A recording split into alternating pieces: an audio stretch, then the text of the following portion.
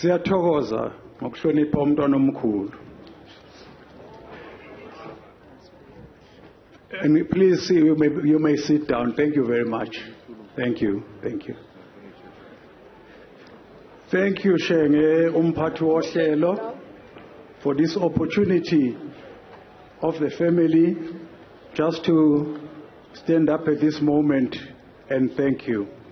His Excellency Mr. Matamela Cyril Ramaphosa, President of the Republic of South Africa, His Majesty King Misuzulu Snqobile kaZwelithini, King of the Zulu Nation in absentia, members of the Buthelezi family and of the Muzila family, as well as of the Zulu royal family, Onjunkulu Khona, Onjunkulu Mazungu, Umntwana kwaFihla Inqindi, Amazinyane Esilo aphakathi kwethu, the Most Reverend Dr. Thabo Makgoba, Archbishop of Cape Town and Metropolitan of the Church of the Province of Southern Africa. Their Majesties, the visiting kings and queens of various nations, heads of states and former heads of state, to name them, President, Your Excellency Zuma, Your Excellency Motlanthe, and Your Excellency Mbeki, as well as, of course, Your Excellency Obasanjo, who was a dear friend to my father, members of the Buthelezi clan, the leadership of the Inkatha Freedom Party, Nkosi and Izinduna, ministers, deputy ministers, leaders of government, Honorable Nomsa Dube Ngube, Premier of the Province of KwaZulu-Natal, members of the Royal Welsh Regiment, members of the Diplomatic Corps, and international guests, members of the Zulu Nation, and all who grieve in this sad moment throughout our country and throughout the world. For as long as I can remember, my father, Umntwana wakwaPhindangene, would call my siblings and I together in the evenings to spend time with him and our mother in prayer. It became a daily ritual, ingraining in us as his family the centrality of faith in Christ. As we lay Umntwana to rest, the refrain from his favorite hymn continually plays in my mind. I hear his voice even now singing these words. My hope is built on nothing less than Jesus Christ, my righteousness. I dare not trust the sweetest frame, but wholly lean on Jesus' name. On Christ the solid rock I stand. All other ground is sinking sand. All other ground is sinking sand. As you can imagine, it is difficult to express the depth of our pain as Umntwana's family. The pain that we feel at the strange absence of our father. He was an anchor of our family. For his children, his great-grandchildren and grandchildren, there's never been a life without Umntwana. Now we are set adrift. But when our grief subsides, I know that we will find ourselves still on solid ground, because Umntwana taught us well. He taught us to trust in God Almighty and to lean, as he did, entirely on Christ. Umntwana, I think a lot of what we learn, maybe before I proceed with my prepared text, Umntwana, what we learned from him mostly was through observing him. Because you know, as they say, you can beat up the child and shout at the child, but the child just watches what you do and mimic you. So Umntwana, a lot of what we learned was through observing how he conducted his life. Because really you can never be anything great outside if you are not great in your family. You can be the greatest leader in the world, but if to your children and your wife, or to your husband and your children, they don't rate you high, I think you will never cut it to them. So I think also personally, I've lived a very beautiful life. I'm just mentioning this because for many months I've spent a lot of time next to my father and just learning by observing him. So when I say a beautiful life, I also am not talking about trappings of luxury. I've just simply spent a beautiful life of everyday learning. That to me gives the measure of the man, and that is his faith, by the way, because I ad-libbed a bit there. For a man can be the greatest orator. I think this instills what I was saying, that a man can be the greatest orator, a renowned leader, and the finest champion of the people. But if he fails as a father and a husband, his life amounts to nothing. By that measure alone, Umntwana waPhindangene was a giant amongst men. To know that he is united with our mother, his beloved wife, Princess Irene Thandekile, and with our grandmother, Princess Magogo Katinuzulu, who shaped his faith, we are deeply comforted. Mapugu Sniwa Wonke, he is with our sisters, Princess Mandisi Sibuka Gonke, Princess Mapugu Sniwa Gonke, and Princess Letuxolo Bengithini. He is with our brothers, Prince Nelisuzulu Benedict and Prince Pumapesheya, Gregory, grandson Nkosi. He is with his father and with our kings and ancestors with whom he served the nation. He is with countless friends who preceded him into eternity. Most precious of all, he is with the Savior, with his Savior. What a joyous celebration it must be. Our father was first and foremost a Christian. Second, he was a husband and father. Third, he was a patriot, which I believe so many of you are here, most of you are here today because of that last one, that he was a patriot of this nation and beyond. I remember him saying, God made me a Zulu. I speak Zulu. I have a Zulu culture, and I'm proud of that. I will never apologize to anyone for that. But I also live in a country called South Africa, which makes me a South African. The legacy by which Umntwana will be remembered is a legacy of service to the Zulu nation and to South Africa. The vehicle he chose was politics, which to him always meant service. That path shaped his life. It also shaped our family. We are very much aware that the longest mile of his life was in the political space. But as they say, if you ever make a mistake of looking at our father only through the tinted political glasses, you have missed the measure of the man.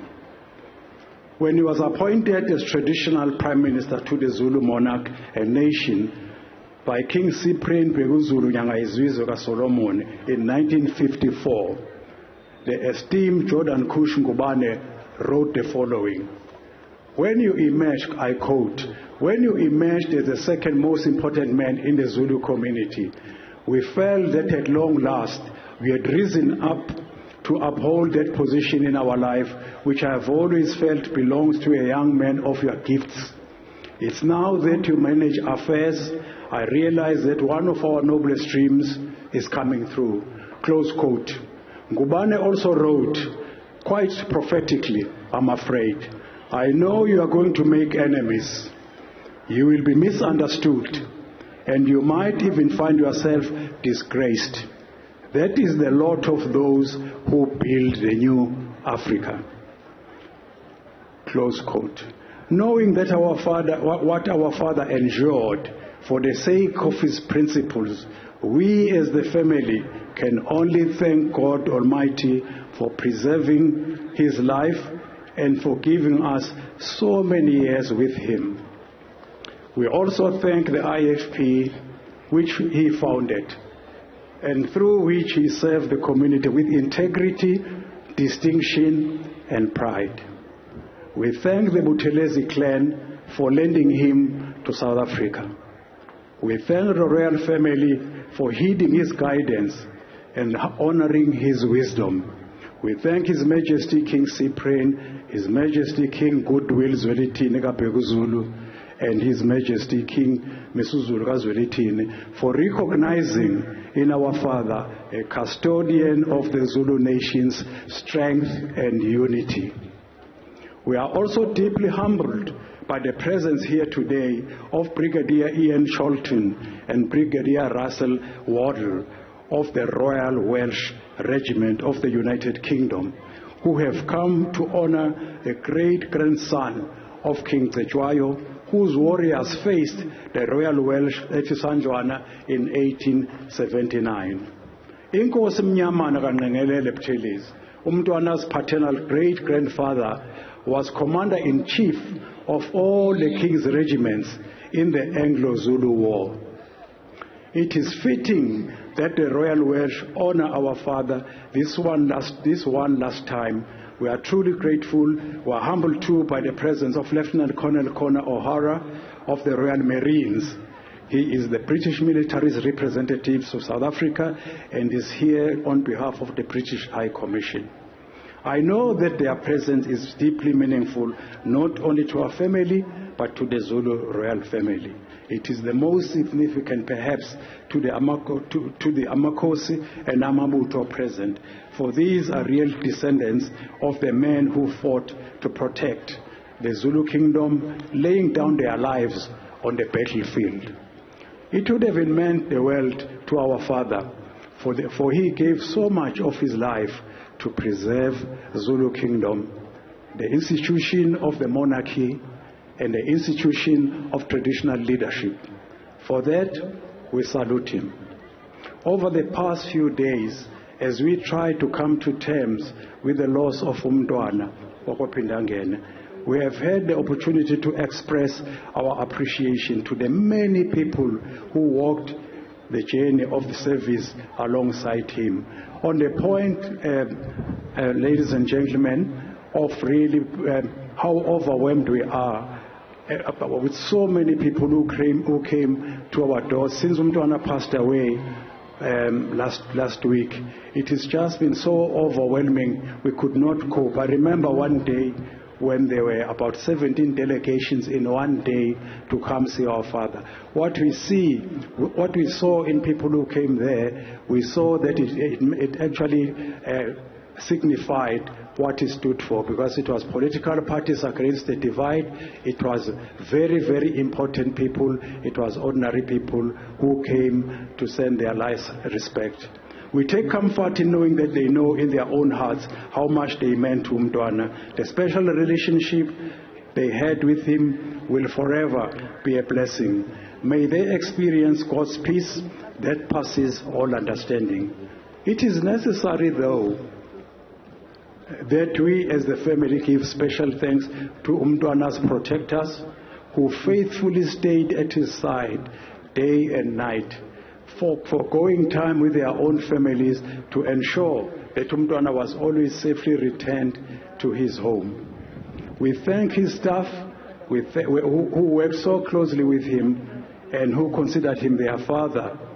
And we thank his grandson, Prince Zamogushe, who was such a blessing to Umntwana in his later years.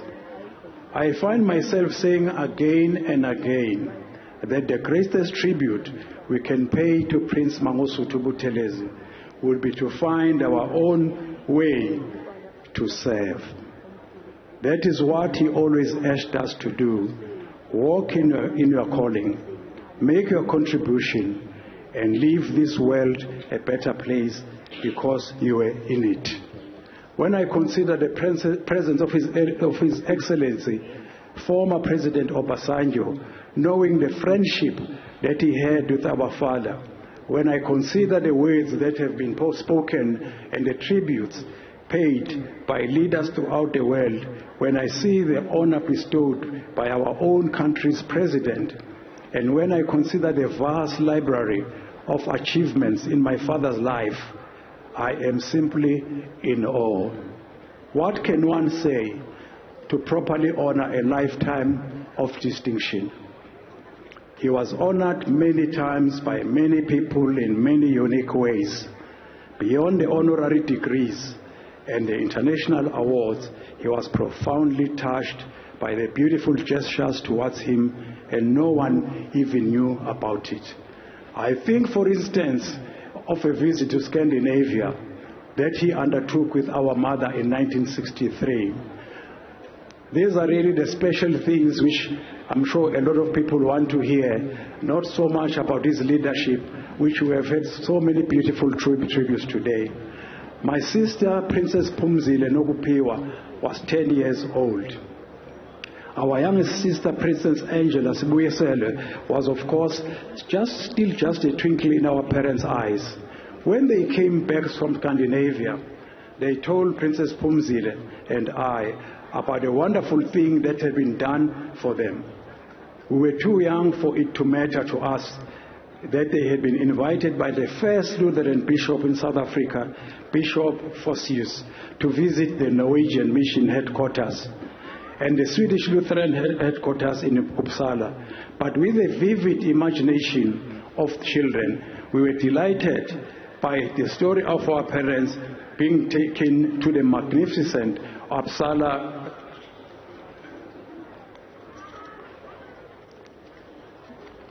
Cathedral one night, where by the light of many candles, the organist gave a special recital of an audience of 2. I've never forgotten that image. It really speaks of the remarkable life our father led. The organist, Dr. Harry Women, had visited Kopindangene to interview our grandmother, who you heard singing earlier, Princess Makoko, and to record her internationally acclaimed music. It was that music and her voice that underpinned our father's childhood and shaped his love for hymns. He often said that he owed his dependence on God, specifically to the influence of his mother. But of course, a lot of people know my father at work. They do not know much about our father at play. Our father was really to us so much. I think if there's one thing you know about him, is his keen sense of humor. Somebody said to him, who was a friend of his, said, "I can't believe that you don't even respect the decorum of Parliament and you go and make jokes there." Knowing his ecumenical spirit, I would like to read a piece from the Catholic text, Ecclesiastes chapter 44, which my father heard at the funeral service of his dear friend Ray Swart. Not having seen this text before, he asked for a copy, and I can understand why it touched his heart. It reads, "Let us know, praise famous men, and our fathers in their generations. The Lord apportioned to them great glory, his majesty from the beginning. There were those who ruled in their kingdoms, and were men who renowned for their power, giving counsel by their understanding and proclaiming prophecies." Close quote. Maybe as I end, ladies and gentlemen, I just would like 2 things which I think are important I would like to say. Maybe 3 things. My father, when the Archbishop here came to visit him at the hospital when he was really quite unwell, asked him what were the 2 things, a few things that he felt really disturbed his heart if he were to close his eyes. He said that the first thing, which he said, by the way, I must always share with everybody I speak to. He said the first thing that concerned him was what is happening, is going on in the royal family. The second thing he said was the failure, maybe on both sides, the ANC and the IFP, of reaching the reconciliation. And he said, even if this is now a faint dream, but deep down he believed that it could still be achieved. Maybe then also, when I talk of the thanks, firstly, as we conclude, as a family, we want to thank again the people who came over to comfort us. I don't even know what to say about today. I felt so emotional. I was almost reduced to tears, because it's just unbelievable to see so many people having come to pay tribute to this one man. You know, sometimes when you live with someone in the house, you never realize what they meant until you have an experience like what we are experiencing here. There was just one story last night which touched me very deeply as we were busy preparing for today. A young lady, a young girl really, came to me with tears in her eyes. I didn't know her. She greeted me and I said, "Why are you crying?" She said, she first told me, "I'm doing my master's in mechanical engineering." I said, "Oh, that's wonderful." And then she said, "But more importantly, the seed that took me to where I am today was Umkhulu." And he said, your dear dad. And then he said, also, "I'm so pleased that I'm fulfilling what I promised him. I've set up an NGO, which in Johannesburg, she showed me very excitedly all the thing on her phone, what she had achieved with the NGO, helping street children and people like that." To me, I said, those are the things that define who our father really was. Ladies and gentlemen, Excellencies here, really, we can sit here until it's dark, talking about our father, but there is a lot. He gave us the foundation. It's up to us. And then, of course, I said I'm going to finish up with a pledge that we undertake, Shenge, Soalisa, what we promise to you, to really uphold and defend your legacy. We know that it will make us maybe unpopular, maybe even get enemies, but our father was not a coward. So we are prepared, along with other people who are prepared to hold up his legacy. And I just hope that so many of you today, or even a quarter of you today, can just propagate what his legacy stood for. Thank you, Sheng. Sheng. Sheng. So Alisa. Our father was a very grateful person. Siyabonga Jesu, Siyabonga Jesu, Siyabonga Jesu, Jesu, Siyabonga Jesu, Siyabonga Jesu, Siyabonga Jesu, Jesu usithethelele. May God bless you, and may our ancestors thank you all as well, together with God, for all that you've meant to my father and what he meant to you. Siyabonga.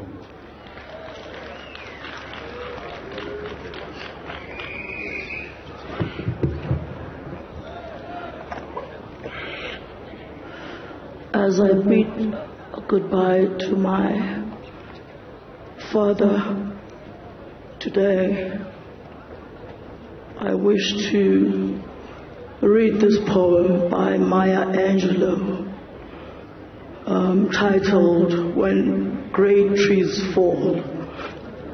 When great trees fall, rocks on distant hills shudder.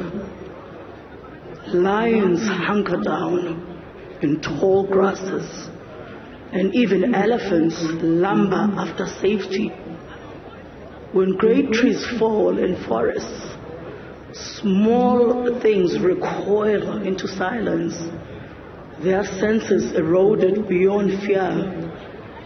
When great souls die, the air around us becomes light, rare, sterile. We breathe briefly. Our eyes briefly see with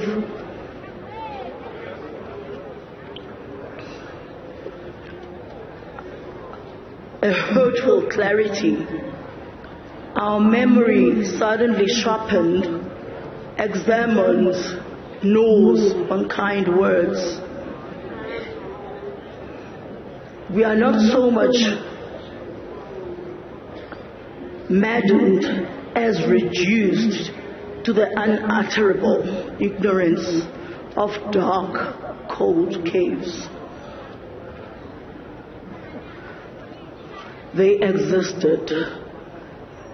They existed. We can be and be better, for they existed.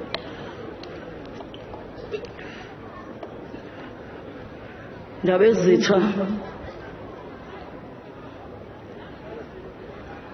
somzwakali Nkosi wentsolo zonke ifunda ishonisa lapha emkhontweni wena kamabhanga wahlangana afana amfokazana wena kamathupha amnyama ngokuzosela wena kanti abaziyedela amashene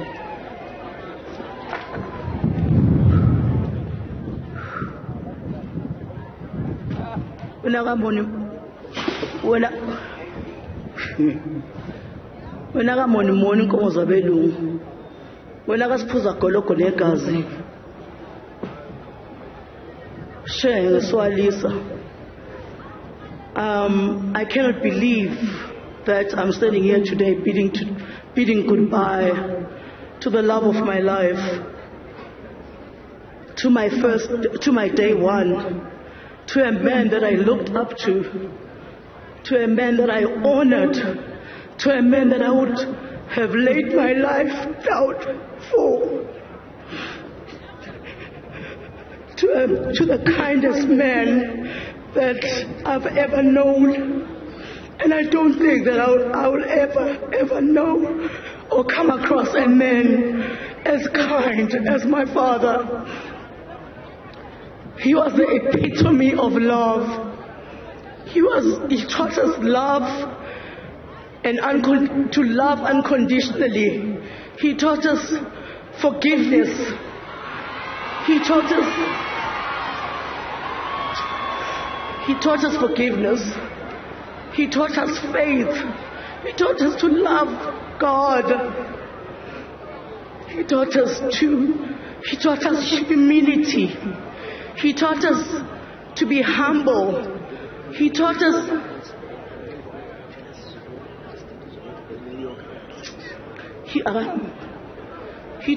that being humble doesn't mean that you are perhaps, less than, but humility instead is the sign of greatness. So I hope that we as his children, the grandchildren, the great-grandchildren will take away some of those good qualities that he and my mom actually instilled into us. And as I spoke to him last night in his casket and bidding him goodbye, that is the promise that some of the promises that I made to him, which are very private, obviously, and he will be missed. I'm missing him already. And hamba kahle somzwakala, hamba kahle insizwa yenkosi, hamba kahle mabhanga walingani namfokazana, hamba kahle shela. Ndaba ezitha, wena wendlovu, ndaba ezitha, shenge, soali